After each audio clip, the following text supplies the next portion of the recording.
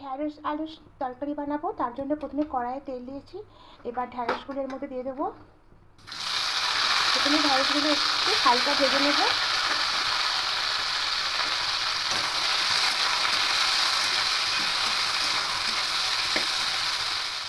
ঢ্যাঁড়সগুলো ভাজা হয়ে গেছে, এবার ঢ্যাঁড়সগুলোকে তুলে নেব।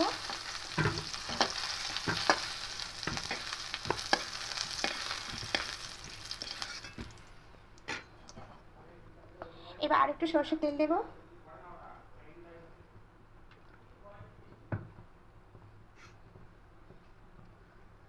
পাঁচ ফোড়ন দেব,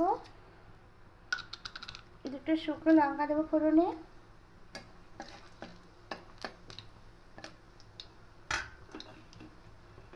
একটা পেঁয়াজ কেটে রেখেছিলাম, ভালো করে ধুয়ে রেখেছিলাম, এই পেঁয়াজটা দিয়ে দেবো।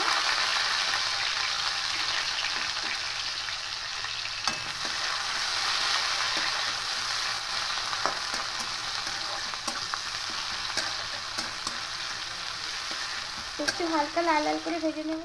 এবার কেটে রাখা আলুগুলো দিয়ে দেবো।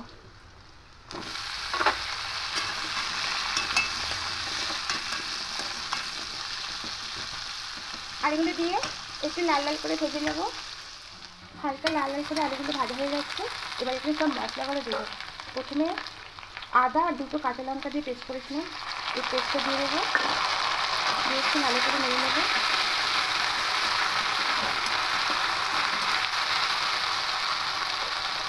এখানে সব মশলাগুলো রেখেছিলাম, অল্প করে নিয়েছি। লঙ্কা গুঁড়ো, জিরে গুঁড়ো, হলুদ গুঁড়ো আর ধনিয়া গুঁড়ো, সব অল্প করে মশলাগুলো নিয়েছি, তো দিয়ে দেবো। আর এখানে একটা টমেটো গ্রেট করে রেখেছি, টমেটো দিয়ে দেবো। একটু ভালো করে মিশিয়ে নেব।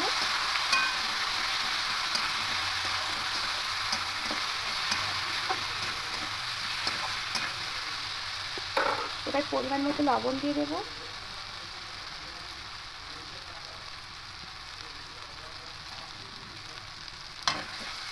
আরও ভালো করে মশলা দিয়ে আলুটাকে থাকতে ভালো করে কষিয়ে নেব।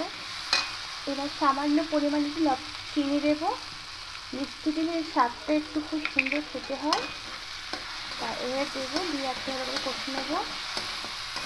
এখন ঢ্যাঁড়স দেবো না, আলুগুলো একটু সেদ্ধ হয়ে যাওয়ার পরে ঢ্যাঁড়সগুলো দেবো।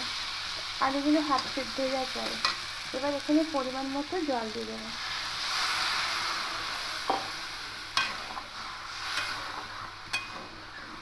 এইভাবে রান্না করলে দেখবেন ঢ্যাঁড়স খেতে খুব ভালো লাগবে।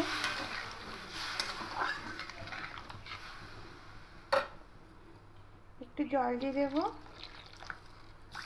জল দিয়ে একটু আলুটা সেদ্ধ দেবো, তার জন্য ঢাকা দিয়ে দেবো। এবার ঢাকাটা খুলে নেব।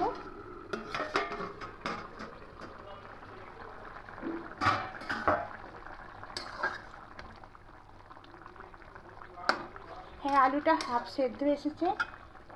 এবার ঢ্যাঁড়সগুলো দিয়ে দেবো, দিয়ে খুব ভালো করে মিশিয়ে নেব।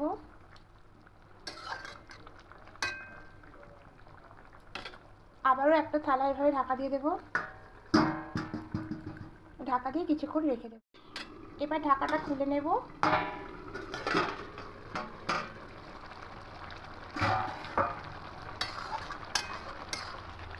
একটু দেখে নেবো আলুগুলো সেদ্ধ হচ্ছে কিনা।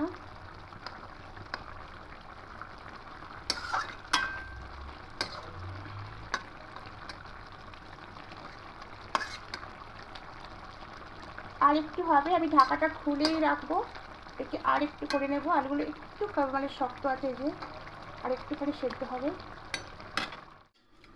এবার ঢাকাটা খুলে নেব।